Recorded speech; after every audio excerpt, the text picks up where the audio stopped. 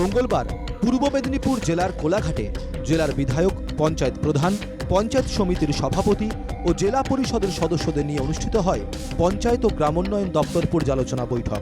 ওই বৈঠকে ছিলেন রাজ্যের 4 মন্ত্রী, জেলাশাসক সহ একাধিক প্রশাসনিক আধিকারিকরা। বৈঠকে কর্মশ্রী প্রকল্পে কাজ ঠিকমতো হচ্ছে না বলে অভিযোগ করেন জেলা পরিষদের বিরোধী দলনেতা। বিজেপি নেতার অভিযোগ নিয়ে মন্ত্রীর সামনেই শাসক ও বিরোধী দলের সদস্যদের মধ্যে বাকবিতণ্ডা শুরু হয়।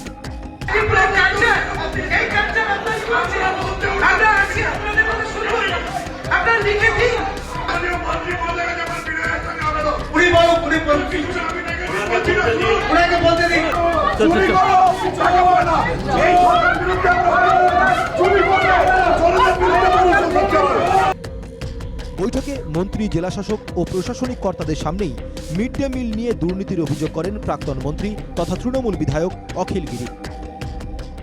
মিড ডে মিলে এত করাপশন, বিভিন্ন বিদ্যালয়ে এত দুর্নীতি হচ্ছে মিড ডে মিল নিয়ে, এটা বহু ভুরি ভুরি অভিযোগ আছে।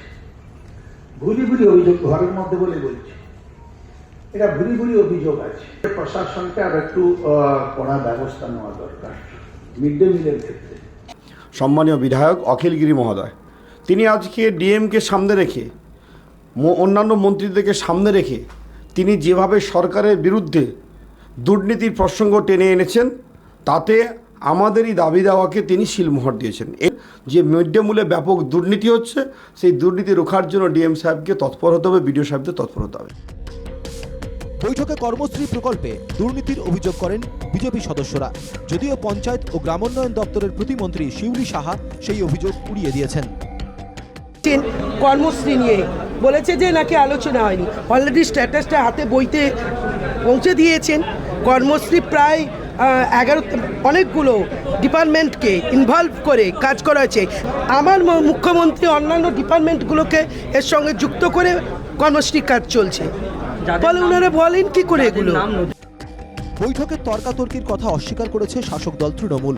শাসক দলের মন্ত্রীদের দাবি, সকলে একসঙ্গে কথা বলতে চাওয়ায় সমস্যা হয়েছে। বিজেপির দাবি, তারা দীর্ঘদিন ধরে যে দুর্নীতির অভিযোগ করছেন, তৃণমূল নেতা অখিল গিরি সেই দাবিকেই মান্যতা দিয়েছেন। পূর্ব মেদিনীপুরের কোলাঘাট থেকে কাজল মাইতির রিপোর্ট, NK TV বাংলা।